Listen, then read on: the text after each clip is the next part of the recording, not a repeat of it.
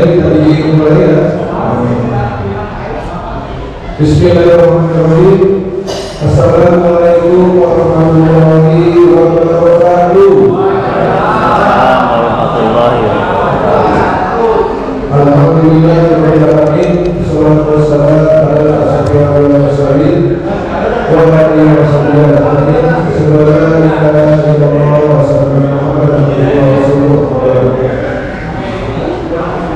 Hari ini sidang rapat ya sampai keberatan dari pada wilayah yang Alhamdulillah pada hari ini kita akan sama-sama melanjutkan sesi kajian dari Pak Ustaz Saka yang akan membahas tentang jabatan adalah amanah. Jabatan itu pasti semuanya memikul jabatan ya, baik sebagai kepala keluarga atau jabatan sebagai jabatan masing-masing gitu. Nah itu jabatan itu adalah sesuatu yang sudah diatur oleh Allah Subhanahu wa Ta'ala. Kita tidak dapat memintanya, tidak dapat memaksakan sesuatu sesuai dengan keinginan kita. Semuanya sudah ditakdirkan oleh Allah Subhanahu wa Ta'ala. Misalnya sekarang jadi JF gitu ya, kita terima aja jalannya apa yang terbaik dan sebagainya. Yang dijelaskan oleh Bapak Ustaz Saka.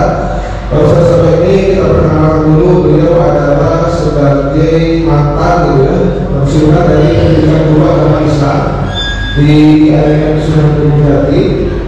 Yang kedua dia juga instruktur bahasa Arab. Jadi kalau nanti Pak Taufik mau nanya dengan bahasa Arab boleh Pak Taufik untuk diambil. Juga sekarang sebagai narasumber di beberapa majelis taklim.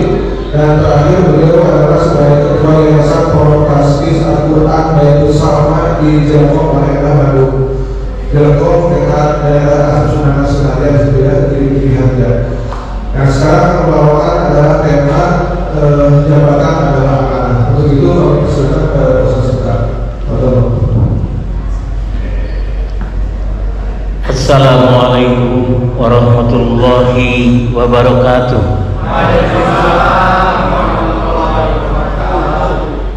Innal hamdalillah nahmaduhu wa nasta'inuhu wa nastaghfiruh wa na'udzu billahi min syururi anfusina wa sayyiati a'malina.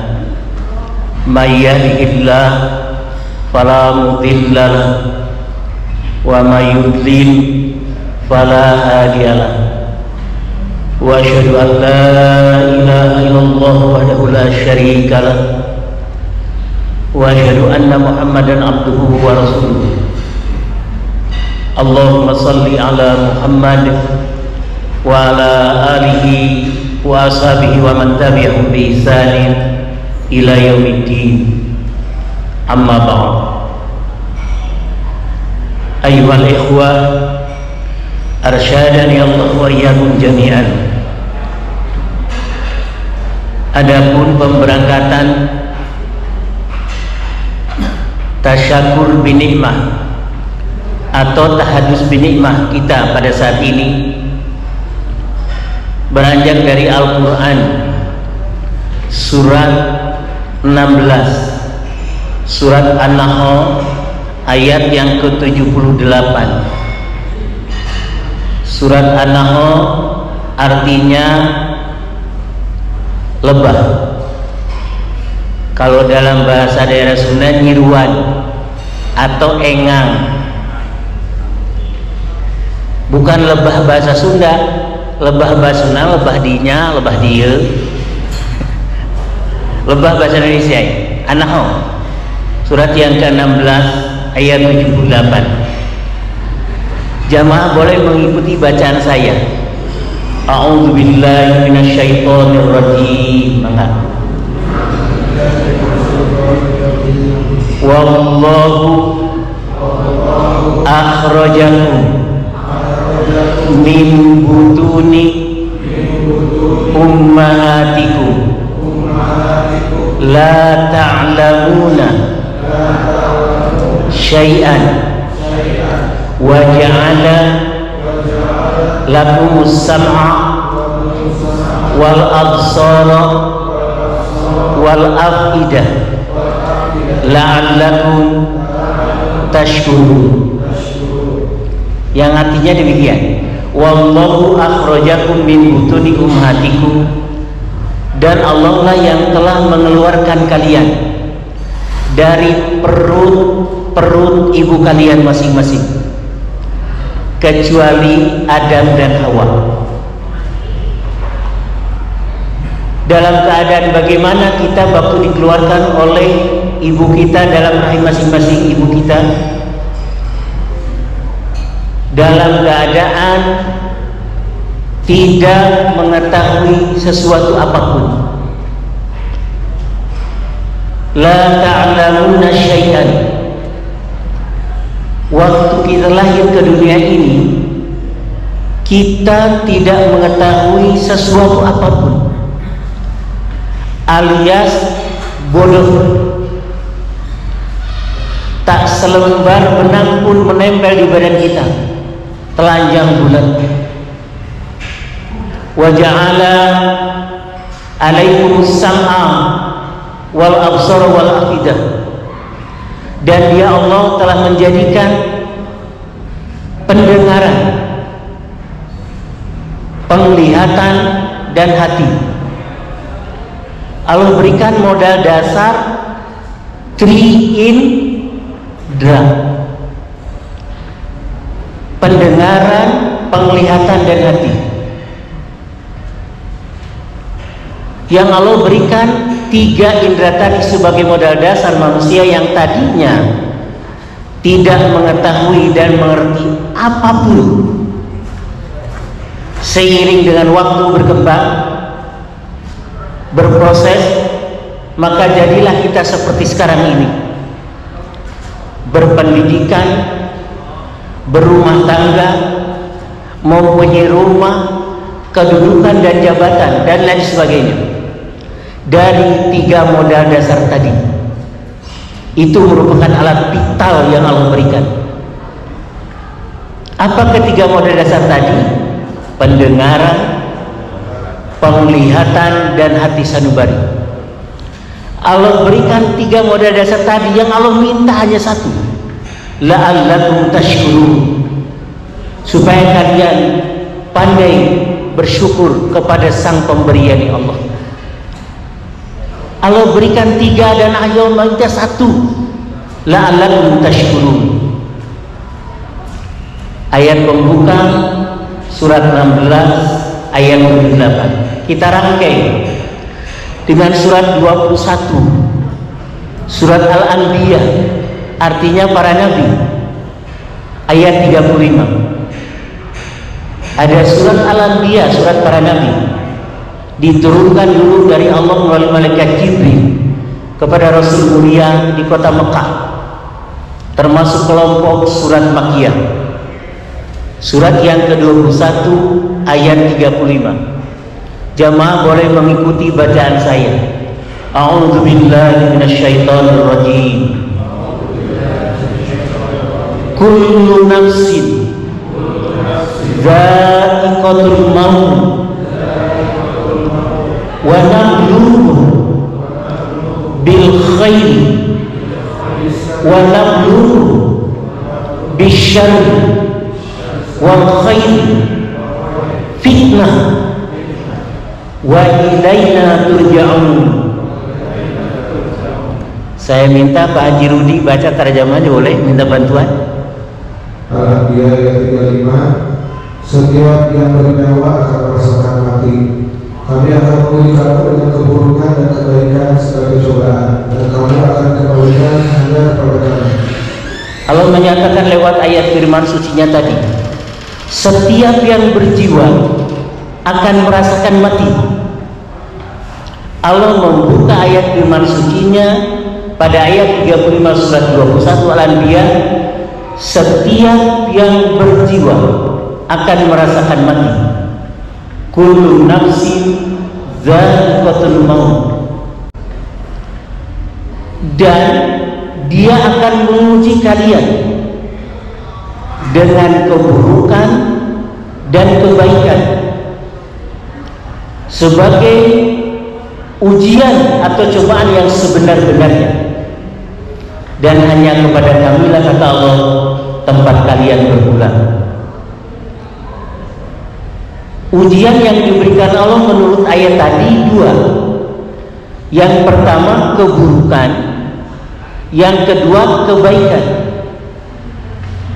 Tapi terkadang kita mengatakan begitu banyak ujian kepada kita, hal-hal yang tidak mengenakan hati. Memang itu merupakan bentuk ujian. Akan tetapi kita kurang merasa apabila diberikan kebaikan, pangkat, jabatan, kedudukan, kalungguhan. Itu merupakan al-khair, kebaikan yang Allah berikan. Tapi itu merupakan satu rangkaian ujian. Bukan hanya keburukan saja ujian itu, tetapi kebaikan, pangkat, jabatan, kedudukan, kalungguhan itu merupakan ujian dari Allah.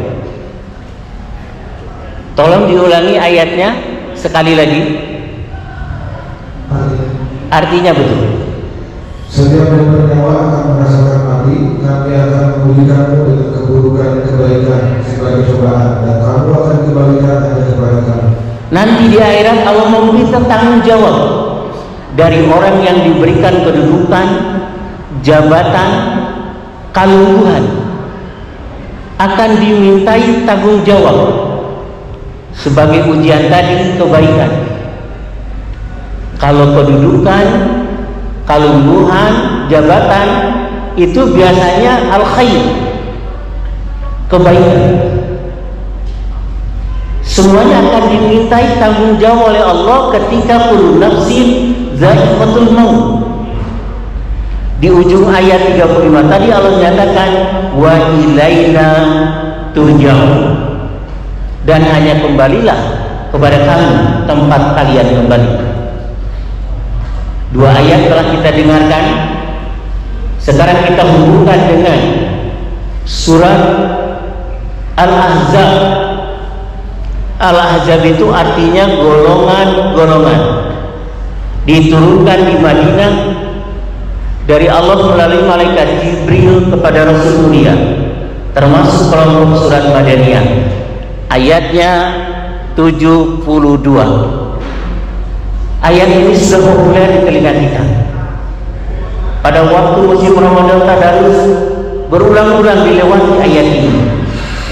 Surat 33 Al-Ahzab ayat yang ke-72. Jamaah mengikuti saya. A'udzu billahi minasyaitonir rajim. Inna aradna amanata ala samawati wal ardi wal jibal fa'abaina ayyahmilnaha wa ashfaqna minha wa hamalahal insan wa hamalahal insan innahu kana zaluman jahula. Saya dengar ibu-ibu dan bapak-bapak itu baca Qur'annya lancar. Itu sebagai tanda geswano karena Al-Quran. Jadi begitu bacaannya itu nggak ada salah, lancar gitu. Ya iyalah, khotamnya sudah 3-4 kali khotam di bulan Ramadan. Alhamdulillahirabbil alamin. Barakallahu fikum. Semoga Allah memberkahi ibu dan bapak semua. Amin. Kedengarannya lancar semua. Kendati pun dituyun, kalau belum wanoh kepada Quran, kata bahasa Mandarinnya titatarektok. kendati pun dituntut. Kalau belum wano kepada ayat Al-Quran, pasti biasanya bacaannya titatarekto, cek bahasa Mandarin. Kita artikan supaya kita mengerti apa yang dimaksud ayat tadi. Silakan Bapak yang sebelah sini artinya, tolong di samping Baruti, ya boleh. Sesungguhnya kami telah menawarkan amanat kepada langit, bumi, dan gunung. Sampai di sana dulu. Memahami ayat ini kita agak kurang paham. Sesungguhnya kata Allah, kami telah menawarkan al-amanah kepada langit, bumi, dan gunung-gunung. Memahami ayat ini agak susah ya. Allah pernah menawarkan amanah kepada langit, bumi, dan gunung-gunung. Bagaimana itu Allah menawarkannya? Berarti langit, bumi, dan gunung itu mendengar apa yang ditawarkan Allah. Satu. Yang kedua, berbicara. Langit, bumi, dan gunung-gunung. Ulangi Bapak artinya sekali lagi. Sesungguhnya kami telah menawarkan amanat kepada langit, bumi, dan gunung-gunung. Tetapi semuanya enggan untuk memikul amanat itu, dan mereka khawatir tidak akan melaksanakan atau melaksanakannya. Sudah sampai di sana dulu. Mereka semua menolak ketika Allah menawarkan amanah kepada langit, bumi, dan gunung-gunung. Semuanya menolak, enggan menerimanya. Kenapa mereka menolak? Karena mereka khawatir tidak dapat menunaikan amanah yang diamanahkan Allah kepada mereka. Ngerti lah mungkin itu langit, bumi, dan gunung-gunung. Mau bisa ngelaksanakan amanah yang Allah tawarkan tadi. Kemudian Pak, lalu dimikulah amanat itu oleh manusia. Sungguh manusia itu sangat zalim dan sangat bodoh. Pertanyaan dari saya, Allah menawarkan amanat itu kepada 3 makhluk, langit, bumi, dan gunung-gunung. Manusia ditawari amanah itu oleh Allah tidak? Tidak. Ujuk-ujuk ngacung, kokolot-kokok, diterimanya, dipikulnya amanah itu oleh manusia. Karena Allah menawarkan amanah itu kepada langit, bumi, dan gunung-gunung. Semuanya enggan menerimanya. Allah menawarkan amanah itu kepada manusia tidak. Di ayat itu barangkali tersurat, tersiratnya tidak. Barangkali tersurat, tersuratnya tidak. Barangkali tersirat, tersirat tidak. Tersirat. Di mana tersiratnya? Dipikulah amanah itu oleh manusia. Kata Allah, manusia itu sangat bodoh dan sangat zalim. Kata Allah loh, bukan kata saya. Innahu kana zaluman jahula. Sesungguhnya manusia yang mau menerima amanah dari Allah itu sangat zalim dan sangat bodoh. Kata Allah itu. Apa yang dimaksud amanah pada ayat tersebut?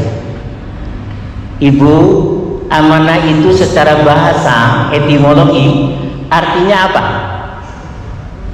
Dalam bahasa kita sehari-hari kita mendengar amanah. Artinya apa? Ya? Tugas. Ibu barangkali menjawab amanah itu artinya apa? Panggikeun amanah ti abdi kasih anu. Amanah itu apa? Titipan atau pesan? Boleh. Amanah itu sudah menjadi bahasa kita sehari-hari. Ada Partai Amanat Nasional, itu yang paling amanah itu. PAN. Jadi amanah itu arti secara bahasa apa tadi? Ya, kewajiban, tugas, tanggung jawab, titipan. Setiap para Rasul Allah mempunyai sifat wajib pada dirinya melekat. Setiap Rasul Allah mempunyai sifat yang wajib. Yang pertama, sidik, artinya benar, melekat pada diri Rasulullah. Yang kedua, fatonah. Fatonah itu artinya cerdas atau pandai. Pandai dengan cerdas lebih tinggi mana? Ya, brilian. Sifat Rasul yang ketiga, amanah. Artinya amanah itu dapat dipercaya atau jujur. Sifat Rasul yang keempat, tabligh, menyampaikan. Ada sifat mustahil bagi Rasul, empat juga. Sidik, benar, mustahil, bohong, kadzib. Yang kedua, fatonah, cerdas. Kebalikannya, tidak mungkin seorang Rasul Allah itu bodoh. Yang ketiga, sifat Rasul itu adalah amanah, dapat dipercaya, jujur, mustahil khianat. Yang keempat, tabligh, menyampaikan. Dari seorang yang memangku jabatan di pemerintahankah atau di swastakah harus mempunyai empat sifat tadi. Satu, sidik, benar dia. Dua, fatona, cerdas dia dengan pendidikan yang dimilikinya. Ketiga, amanah, jujur, dapat dipercaya. Keempat, menyampaikan sebagaimana semestinya. Aturan main pada jabatan yang dipegangnya. Jadi milikilah keempat sifat itu oleh setiap pemimpin yang memangku jabatan, baik di pemerintahan atau di swasta, atau bapak-bapak sebagai kepala keluarga atau imam di rumah tangganya masing-masing. Sidik, benar, fatona, cerdas, amanah, dapat dipercaya, menyampaikan hak yang datangnya dari Allah dan Rasulnya. Yang dimaksud amanah dalam ayat 72 dari surat Al-Ahzab, kalau kita buka lembar-lembar tafsir, al-amanah itu tugas-tugas keagamaan. Yang dimaksud Allah telah menawarkan al-amanah kepada langit, kepada bumi, dan kepada gunung-gunung, dan diterimanya amanatul manusia, mereka tidak menerimanya. Amanah yang dimaksud adalah tugas-tugas keagamaan. Anak sekolah sekarang menyebutkan tugas-tugas keagamaan itu ruang lingkupnya apa sih? Anak mahasiswa pengen keren ngomongnya. Tugas-tugas keagamaan itu meliputi id, polek, sos, burhan, kamil, ideologi, politik, ekonomi, sosial, budaya, keamanan, militer. Anak sekolah sekarang pengen bagus ngomongnya. Cakupan keagamaan itu meliputi id, polek, sos, burhan, kamil. Ideologi itu akidah, politik itu siasat, ada jinayah, dan sebagainya. Itu yang masuk cakupan adalah amanah. Kemudian kita rangkai ayat tadi dengan surat 8 ayat 27. Surat 8 itu nama suratnya Al-Anfal, artinya rampasan perang, diturunkan di kota Madinah dulu dari Allah kepada Rasulullah malaikat Jibril, termasuk kelompok surat Madaniyah. Surat 8 Al-Anfal ayat 27. Jamaah boleh mengikuti bacaan saya. A'udzu billahi minasyaitonir rajim. Ya ayyuhalladzina amanu. Terus sananya apa? La takhunullaha war rasulah wa takhunu amanatikum wa antum ta'lamun. Silakan Bapak sebelah Farudi artinya. Wahai orang-orang yang beriman, janganlah kamu mengkhianati Wahai orang-orang yang beriman, janganlah kamu mengkhianati Allah dan Rasul, dan juga janganlah kamu mengkhianati amanat yang dipercayakan kepadamu, sedang kamu mengetahui. Allah berpesan kepada setiap individu orang yang beriman. Iman itu apa sih? Orang beriman laki-laki dan perempuan itu sejatinya adalah orang-orang yang telah mau dan siap untuk berpandangan dan bersikap hidup dengan aturan Allah. Saya ulangi sekali lagi. Siapakah orang-orang yang beriman? Orang-orang yang beriman adalah orang-orang yang telah siap dan mau untuk berpandangan dan bersikap hidup dengan aturan Allah. Jadi pandangan dan sikap hidupnya mengacu kepada wahyu Allah. Orang-orang yang beriman di zaman Nabi Musa adalah orang-orang yang telah mau dan siap untuk berpandangan dan bersikap hidup dengan wahyu Allah Taurat berdasarkan sunnah Rasul Musa. Orang-orang beriman Bani Israel adalah orang-orang yang telah siap dan mau untuk berpandangan dan bersikap hidup dengan wahyu Allah Injil berdasarkan sunnah Rasulnya Isa. Orang-orang yang hidup sebagai umat Muhammad yang beriman adalah orang-orang yang siap dan mau untuk berpandangan dan bersikap hidup dengan wahyu Allah Al-Quran menurut sunnah Rasulnya. Jadi sejatinya orang-orang yang beriman itu seperti itu. Janganlah kamu mengkhianati Allah dan Rasulnya. Kita pecahkan. Bagaimana mengkhianati Allah dan Rasulnya? Ketika kita masa kanak-kanak dulu, kalau saya masa kanak-kanaknya sekolahnya di gereja, karena saya Nasrani tadinya. Ada hidayah Allah masuk madrasah, dikenalkan oleh para ustaz dengan ucapan yang saya tidak paham ucapan itu apa. Sebelum ngaji dimulai, raditu billahi rabba. Bapak-bapak ibu juga begitu ya, kecil ya. Raditu billahi rabba. Bagaimana? Ikutnya, raditu billahi rabba wa bil islami dina wa bi Muhammadin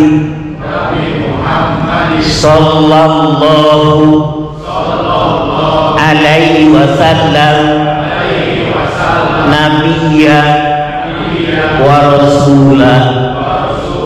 Diperkenalkan waktu saya dari Kristen masuk Islam, belajar di madrasah, nggak ngerti saya artinya, ikuti ustaz saja.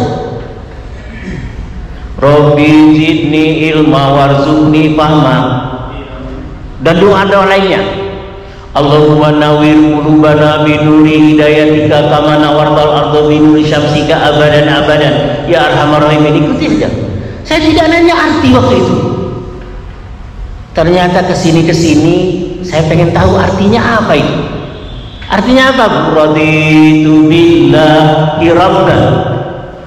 Aku telah ridho Allah satu-satunya pengatur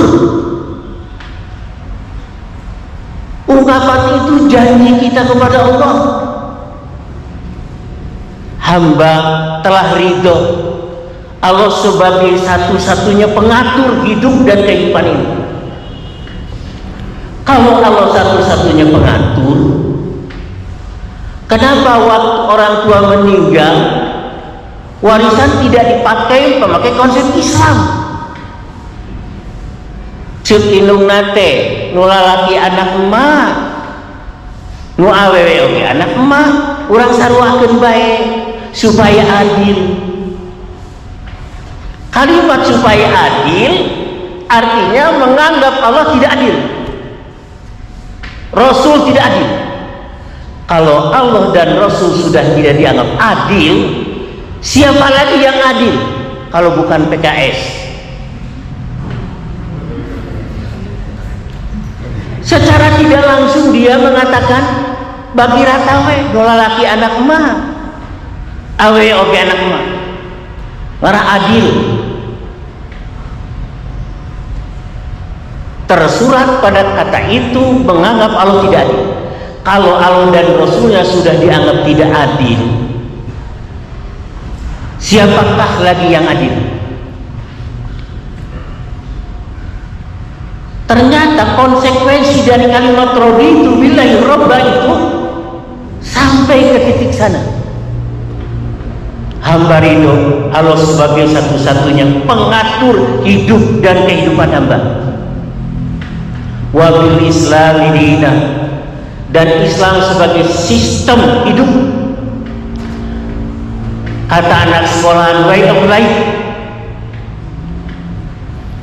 Wa bi Muhammadin nabiyya wa rasulah, dan hamba ridho Muhammad sebagai nabi dan rasul hamba yang akan kami ikuti. Lihat surat 3 surat Ali Imran ayat 31. Surat 3 surat Ali Imran ayat 31. Jamaah ikuti saya. Qul in kuntum tuhibbunallah fattabi'uni yuhibbukumullah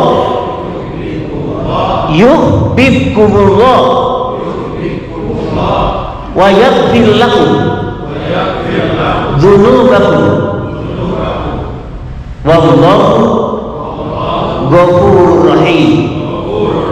Ibu yang di depan tolong artinya surat 3 Ali Imran ayat 31. Oh belum ketemu, silakan Bapak. Katakanlah Muhammad, jika kamu mencintai Allah, ikutilah, niscaya Allah mencintaimu. Ikutilah aku, ulang itu. Ikutilah aku, niscaya Allah mencintaimu dan mengampuni dosa-dosamu. Allah Maha Pengampun, Maha Penyayang. Sekarang kita baca di belakang, tolong dijawab. Allah itu maha lautan hampura turnyahan.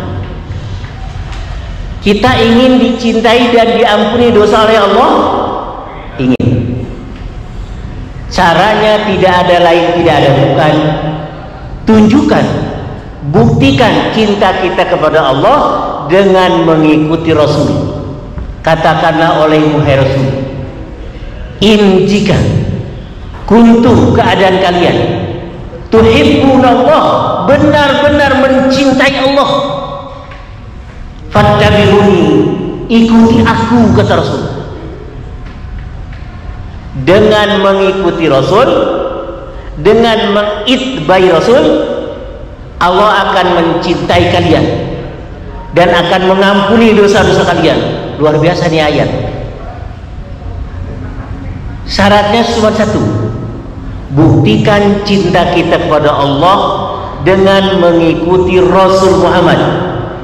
Wa raditu Muhammad nabiyyan wa rasulah. Jadi bohong ketika orang mencintai Allah tidak mau mengikuti sunnah Rasul. Bohong. Kita kembali kepada jabatan itu, di satu sisi sebagai anugerah karunia dari Allah, tapi di lain sisi adalah benar-benar cobaan kepada yang diberi jabatan tadi. Kita tahu Nabi Sulaiman alaihissalam. Nabi Sulaiman alaihissalam itu kekuasaannya terbentang luas, kekayaannya melimpah ruah, dan dia bisa mengerti bahasa hewan. Dalam hal ini Nabi Sulaiman mengerti bahasa semut dan bahasa burung, tapi judulnya mengerti bahasa hewan. Kalau sekarang kebalik, hewan mengerti bahasa manusia.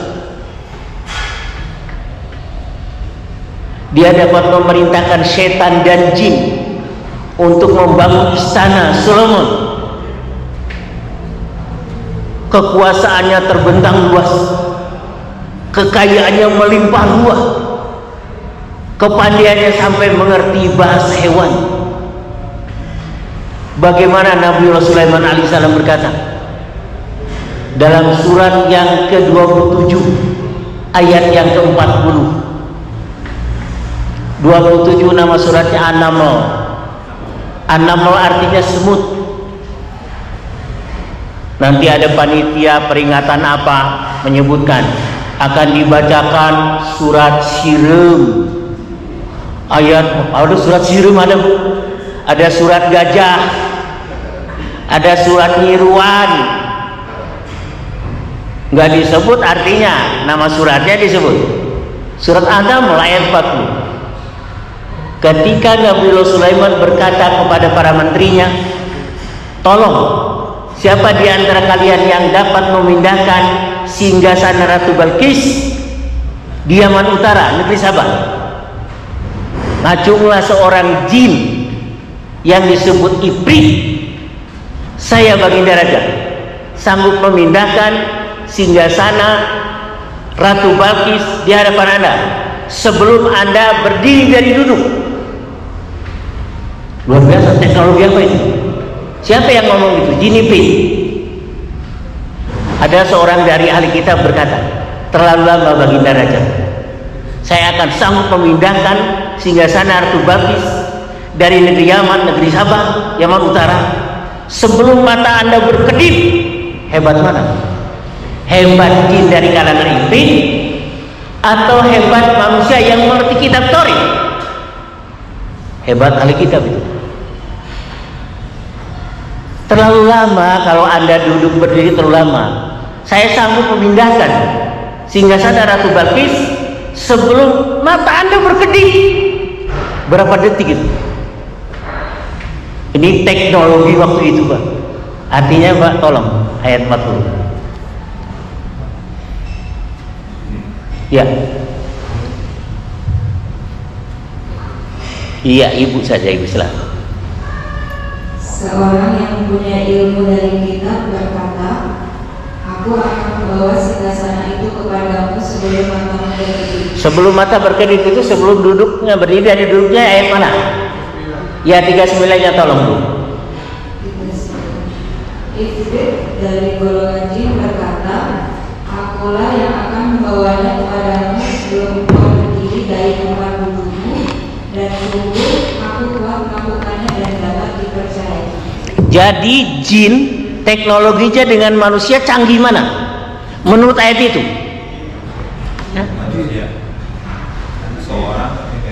Manusia, seorang dari kita bebas. Nanti suatu saat akan ada teknologi sampai ke arah sana, Pak. Jadi waktu itu dipersempit, dipersingkat oleh Allah. Singgasananya Ratu Balkis itu bertempat di mana? Di Yaman Utara, di negara Sabah. Kerajaan Sulaiman di mana? Ini gimana nih? Di bawah angin. Oh, sekarang teknologi sudah sampai.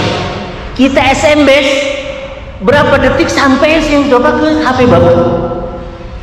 Bahkan kalau orangnya pengen nongol ada di Arab Saudi, asal teknologinya HP Bapak canggih, nongol orangnya, Pak. Teknologi manusia itu. Nanti Bapak memindahkan barang dari Jakarta ke rumah Bapak dalam tempo berapa detik sampai? Titipan kilat sampai enggak? Dalam tempo berapa detik? Belum, nanti sampai nanti. Mungkin putra putri kita atau cucu-cucu kita yang akan mengalami teknologi canggih itu. Sekarang aja HP sudah canggih begitu, Pak. Dengar arti aku, Pak. Ayat tulisan bisa nepi seberapa detik, oke? Siapa yang berhasil? Orang-orang kafir juga yang jadi duit. Tolong Ibu, ayatnya diulang 39 masuk 40. Ifrit dari golongan jin berkata, akulah yang akan membawanya kepadamu sebelum engkau berdiri dari tempat dudukmu, dan sungguh aku kuat melakukannya dan dapat dipercayai. 40-nya. Seorang yang punya ilmu dari kita berkata, aku akan membawa singgasana itu kepadamu sebelum kamu berdiri.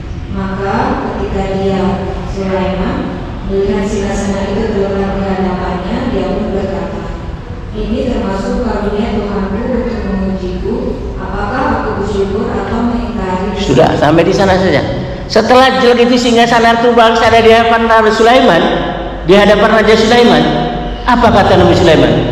Hada min fadli Rabbi liyabluwani aashkuru am akfur. Hada min fadli Rabbi. Ini adalah anugerah karunia yang diberikan Allah kepadaku. Padahal Nabi Sulaiman tidak bisa memindahkan singgasana Balqis, tapi aparatnya yang bisa. Jadi ketika seseorang mendapat jabatan, di satu sisi alhamdulillah anugerah karunia dari Allah, di sisi lain innalillahi wa inna ilaihi raji'un, karena merupakan ujian cobaan yang sebenar-benarnya. Ketika dia berhasil kembali kepada Allah, dia akan mendapatkan pahala yang begitu banyak. Ketika tidak berhasil, maka Allah akan menyiksanya. Tadi surat 21 ayat 35, kullu nafsin dha'iqatul maut. Allah memulai firman-Nya dan setiap jiwa akan merasakan mati.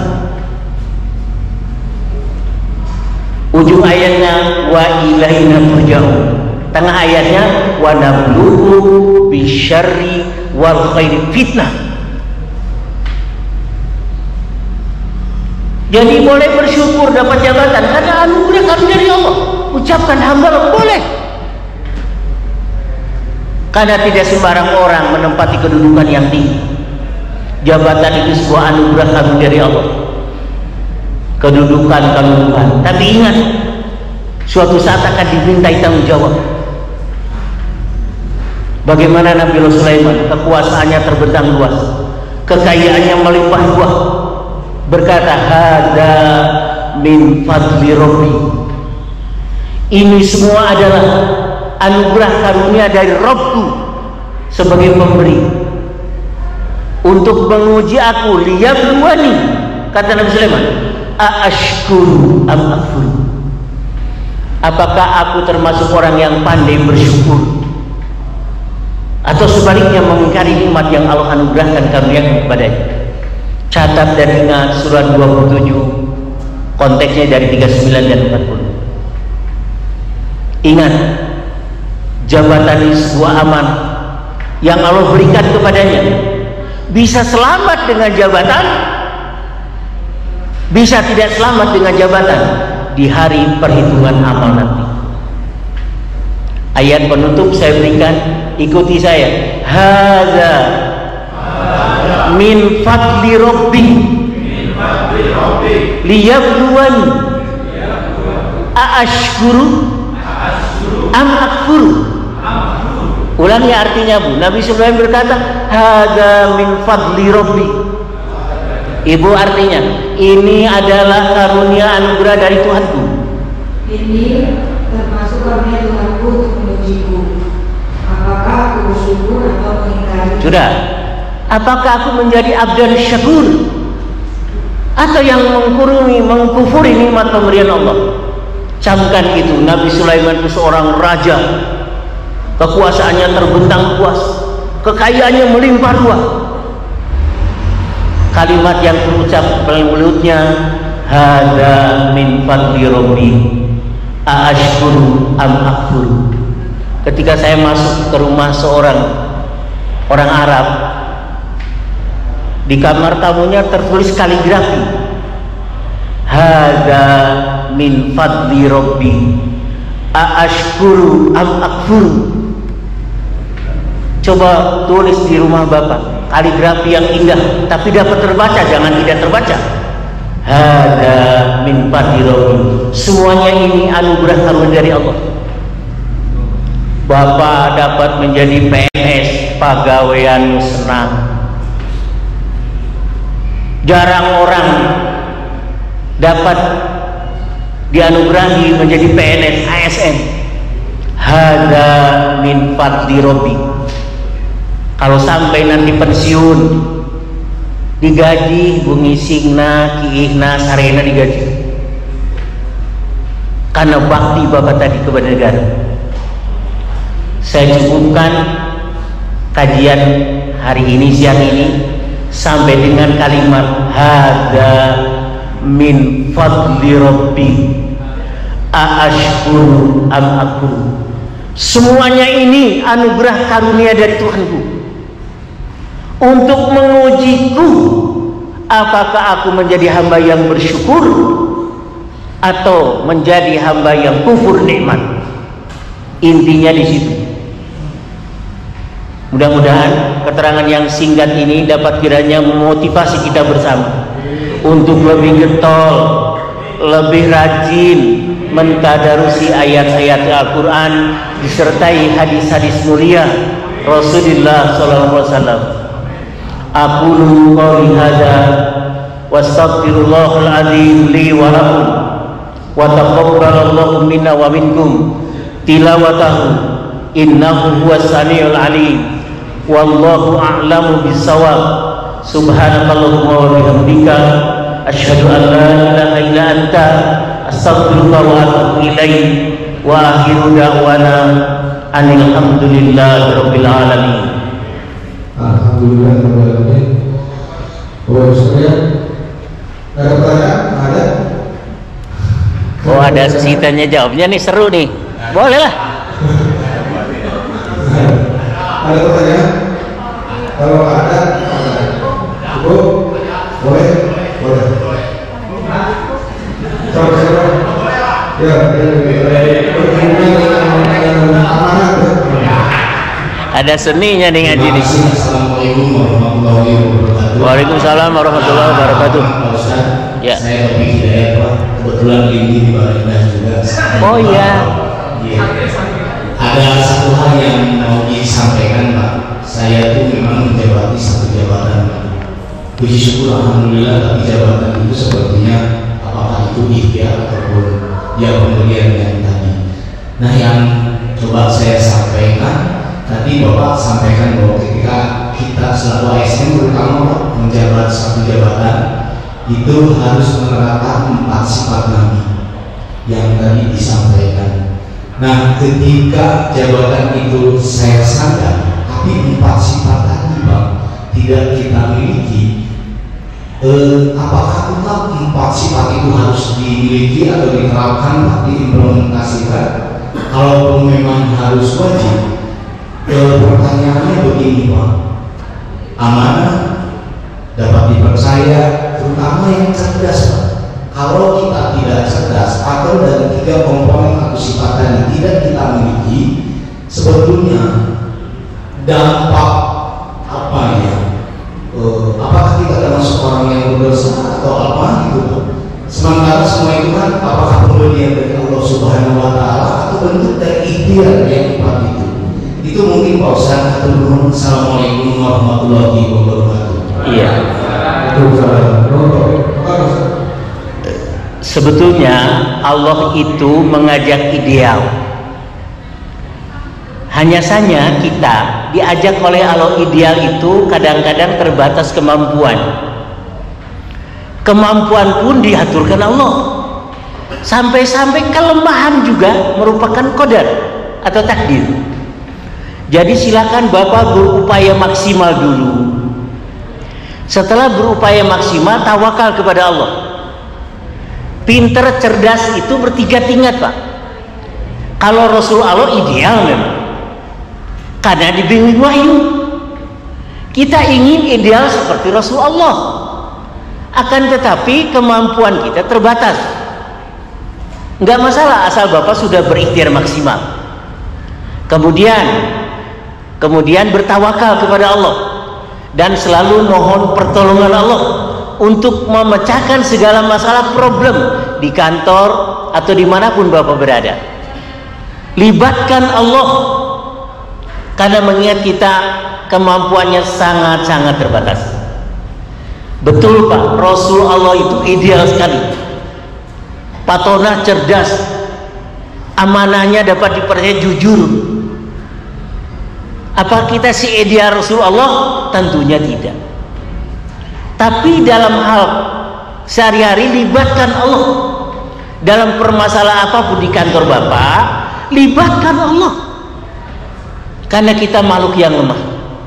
La haula wala quwata illa billah. Fa idza azamta fatawakkal Allah. Apabila kita sudah berbulat tekad, hendaklah bertawakal kepada Allah. Tawakal itu artinya ikhtiarnya dan doanya maksimal, Pak. Itu yang dapat saya aturkan kepada Bapak. Jalan keluarnya kita seidia Rasulullah, mana mungkinlah kira-kira ya. Tapi saya pesankan Bapak selalu melibatkan Allah dalam segala urusan. Wallahu a'lam bishawab. Pak, cukup ya Bapak sekalian. Bukan izin, cukup. Alhamdulillah, Bapak sekalian, mudah-mudahan kajian kita beberapa ayat Quran kita adalah bisa bermanfaat. Mudah-mudahan biasa dilipat sebagai pembangkit kita bahwa semua itu mempunyai amanah dan tugas masing-masing yang harus dipertanggungjawabkan kelak di akhirat.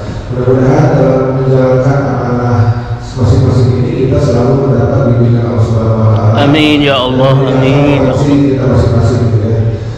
Demikian Bapak sekalian, mudah-mudahan ibadah kerja kita dari Allah Subhanahu wa taala. Amin ya Allah. Kita menghadapi kehidupan masa mendatang. Kita berdoa kepada Allah, alhamdulillah, subhanallah, wa bihamdihi, asyhadu an la ilaha illa anta